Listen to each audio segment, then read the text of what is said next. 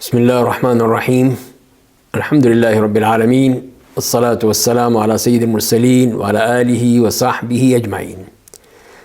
آج ہم نداء ربانی میں 20ویں نداء کی بات کریں گے، جس میں ارشاد باری تعالیٰ ہے بعد اعوذ باللہ من الشیطان الرجیم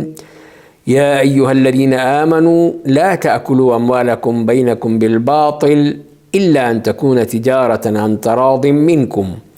ولا تقتلوا انفسکم ان اللہ کان بکم رحیما ومن یفعل ذلک عدوانا وظلما فسوف نصلیہ نارا وکان ذلک علی اللہ یسیرا۔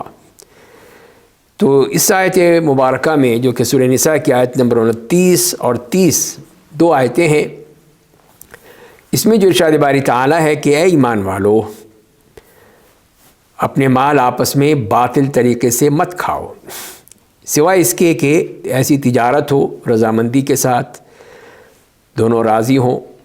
اور نہ ہی اپنے آپ کو قتل کرو۔ بے شک اللہ تعالیٰ تمہارے اوپر رحم دل ہے، رحیم ہے، اور جو بھی ایسی چیز کرے گا یعنی قتل زیادتی کے ساتھ، ظلم کے ساتھ، تو ہم اس کو جہنم میں جھونک دیں گے، اور اللہ تعالیٰ کے لیے یہ بہت ہی آسان ہے۔ تو یہاں پر جو باتیں بیان کی گئی ہیں تو 3 باتیں ہم دیکھ رہے ہیں۔ پہلی بات تو یہ ہے کہ اس بات سے منع کیا گیا ہے کہ باطل طریقے سے کوئی مال نہیں کھانا چاہیے۔ جو جائز طریقے ہیں وہ اللہ نے بتا دیے ہیں، بیع و شراء کے ساتھ ہے، یا تبادلے کی صورت میں ہے، ہدایہ کی صورت میں ہے، تو یہ چیزیں جو ہے لین دین ہوتا رہتا ہے، اس میں کوئی حرج نہیں ہے۔ لیکن دھوکہ دہی کے ساتھ، فراڈ کے ساتھ، جوئے کے ساتھ، سود کے ساتھ، اور مختلف جو انداز آج کل نظر آتے ہیں، ان کے ساتھ جو ہے سب یہ حرام ہے، کوئی بھی جائز نہیں ہے۔ جیسے کہ صاف منع کر دے لا تاکلوا، اور لا جو ہے یہ نہیں کے لیے آتا ہے، مطلب یہ کہ چیز بالکل ممنوع ہے، حرام ہے۔ اور آج کل تو جیسے ہم دیکھتے ہیں کہ نئے ایسے فراڈ آ گئے ہیں، دھوکے آ گئے ہیں کہ جس میں انسان دھوکہ کھا جاتا ہے اور اس کا سارا مال جو ہے وہ ان کے قبضے میں چلا جاتا ہے۔ کہیں بینکوں کا فراڈ ہے، کہیں آن لائن کا فراڈ ہے، کہیں آپ کو بتایا جاتا ہے کہ آپ کے لیے بہت بڑا انعام نکلا ہے، آپ ہمیں اپنا نمبر دیں، ہمیں بات کریں اور ہم آپ کو وہ انعام دے دیں گے۔ تو اس طرح کر کے طرح طرح کے طریقے نکالے ہیں لوگوں نے، لوگوں کو لوٹنے کے لیے، کھانے کے لیے۔ تو یہ سب حرام ہیں، ناجائز ہیں، اور جو بھی وہ کریں گے ایسا تو وہی چیز جو ہے ان کے لیے جہنم کا ایندھن بن جائے گی۔ تو وہ مال حرام کا، کمائی حرام کی، اس سے کوئی فائدہ نہیں ہوگا، کچھ نہیں ملے گا، کوئی چیز جو ہے ان کے کام نہیں آئے گی۔ یہ پیسہ سارا حرام کا، اس کا نتیجہ یہ ہے کہ نہ ایسے لوگوں کی کوئی عبادت قبول ہوتی ہے، نہ ان کی دعائیں قبول ہوتی ہیں، سب ان کے منہ پر دے ماری جائیں گی، اس لیے کہ انہوں نے سب یہ لوٹ مار سے کھایا ہے۔ تو لہذا پھر یہ معلوم ہوا کہ اس قسم کے جتنی بھی ذرائع ہیں جن کے ذریعے سے حرام مال کھایا جاتا ہے، کمایا جاتا ہے، وہ حرام، ناجائز، اس کی کسی قسم کی بھی اس کی اجازت نہیں ہے شریعت میں اور نہ ہی قانون میں۔ اور دوسری بات یہ ہے کہ یہ فرمایا گیا کہ الا ان تکون تجارۃ عن تراض منکم، تجارت ہے، کاروبار کرو، بیع و شراء کرو، لین دین کرو، جو جائز طریقے ہیں وہ کہ اپنائے جائیں۔ ٹھیک ہے، آج کل کے جدید اس زمانے میں تو نئے مسائل طریقے آ گئے ہیں، آن لائن لوگ کرتے ہیں، اس میں بھی ہے کہ کوئی فراڈ نہ ہو، کوئی دھوکہ نہ ہو کہ دکھایا کچھ جائے، دیا کچھ دیا جائے، اور کسی قسم کی کوئی اس میں دھوکہ دیا جائے لوگوں کو، تو یہ سب چیزیں حرام ہوں گی۔ لیکن جو واضح ہے، جس کی ہمیں بتا دیا گیا ہے کہ جو لین دین ہے رضامندی کے ساتھ، جسے قرآن نے کہا ان تراض منکم، کہ تم بھی راضی، وہ بھی راضی، تو ظاہر راضی اسی وقت ہوں گے جب اس کی چیز پر راضی ہے کہ چیز مجھے چاہیے، اس کی جتنی بھی صفات ہیں، اس کی جو چیزیں ضرورت ہے وہ چیز سامنے ہے تو ٹھیک ہے،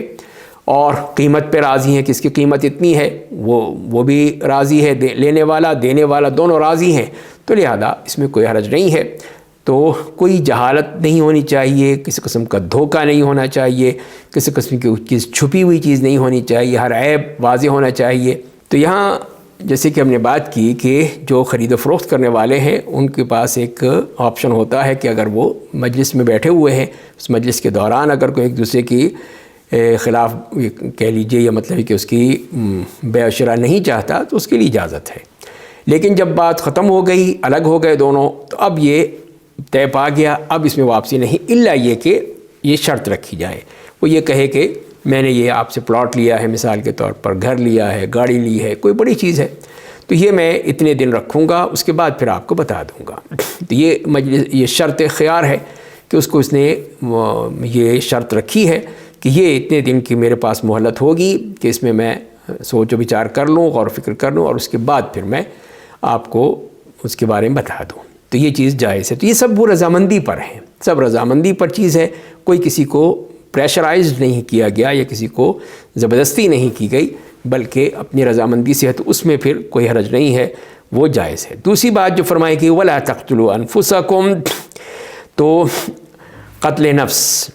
تو قرآن کریم میں ایک تو یہ کہا وَلَا تَقْتُلُوا النَّفْسَ الَّتِي حَرَّمَ اللَّهُ إِلَّا بِالْحَقِّ، کہ کسی بھی جان کو مت قتل کرو جس کو اللہ نے حرام قرار دیا ہے سوائے حق کی صورت میں، یعنی جائز صورتوں میں۔ تو یہ ہے قتل نفس، ایک تو یہ ہے کسی دوسرے کو قتل کرنا، وہ حرام، ناجائز، بہت بڑا گناہ، اور اپنے آپ کو قتل کرنا، اس میں دونوں پہلو آ جاتے ہیں کہ دوسروں کو قتل کرنا بھی جیسے اپنے آپ کو ہی قتل کرنا ہے، اپنے معاشرے کو ایک سخت حالت میں ڈالنا ہے، تو اسی لیے پھر وہ دوسرے کو قتل کرنا وہ بھی حرام، اپنے آپ کو قتل کرنا، خودکشی کرنا، یہ بھی غلط، ناجائز، حرام۔ تو اس قسم کی جتنی بھی چیزیں ہیں کہ وہ بہت بڑے جرائم ہیں جو کہ کسی طور پہ بھی جائز نہیں ہے کہ انسان اس طرح کر کے اپنی جان کو ضائع کرے۔ تو خودکشی کرنے والا ایک طرح سے اللہ تعالیٰ کی اس مرضی پر، تقدیر پر ایمان نہیں رکھتا، کہ اسے ایمان ہی نہیں اللہ پہ کہ اللہ تعالیٰ اس کے لیے آسانی بھی کر دیں گے، اتنی مشکلات میں پھنس جاتا ہے کہ فوراً اس کو وہ اپنے آپ کو ہی قتل کر لیتا ہے۔ تو یہ چیز جو ہے وہ کسی طور پہ بھی جائز نہیں ہے اور نہ ہی قابل قبول ہے۔ تو ہم اس آیات میں جو پھر بات واضح ہو گئی جو ہم نے ابھی آیات پڑھی ہیں، اور اس میں پھر یہ ہے کہ ایسی چیزیں بھی جیسے کہ ایسے مسائل ہیں کہ جس میں انسان کو معلوم ہے کہ اس میں خطرہ ہے، تو وہ پھر ایسے کام نہیں کرنے چاہیے۔ کوئی ایسی چیز ہے جو کہ مہلک ہے، خطرناک ہے، کوئی ایسا سفر ہے یا ایسی کوئی معاملات ہے جس میں خطرہ ہی خطرہ ہے، تو اس لیے اس میں ڈالنا وہ بھی ایک غلط بات ہے، اس سے بھی بچنے کو کہا ہے۔ تو بہرحال ہمیں اس سے جو بات معلوم ہوئی ان آیات سے، ایک تو یہ ہے کہ ایک مسلمان کا دوسرے مسلمان پر حرام ہے، چاہے اگر وہ غلط طریقے سے اس پہ لیتا ہے، چوری کے ذریعے سے، جوئے کے ذریعے سے، سود کے ذریعے سے، کرپشن کے ذریعے سے، فراڈ کے ذریعے سے، دھوکے کے ذریعے، سب یہ حرام ہوگا۔ اور جو تجارت ہے اس کی ترغیب دی گئی ہے، بلکہ اس میں تعریف کی گئی ہے جو ایسے تاجر ہیں جو کہ سچے ہیں، مخلص ہیں، کسی قسم کے دھوکہ فراڈ نہیں کرتے ہیں، تو ان کو کی اجازت دی گئی ہے، اور ان کو کہا گیا ہے کہ یہ تو مع الصدیقین والشہداء، ان کا اتنا بڑا مقام دیا ہے۔ اور پھر اسی طرح سخت وعید بیان کی ہے کہ جو شخص کسی کو قتل کرتا ہے یا اپنے آپ کو قتل کرتا ہے یا اپنے آپ کو اسی ہلاکت میں ڈالتا ہے تو وہ چیز بھی جائز نہیں ہے۔ تو لہذا انسان کو چاہیے کہ وہ ان تمام گناہوں سے اپنے آپ کو بچا کر رکھے۔ اللہ تعالی ہمیں عمل کرنے کی توفیق عطا فرمائے۔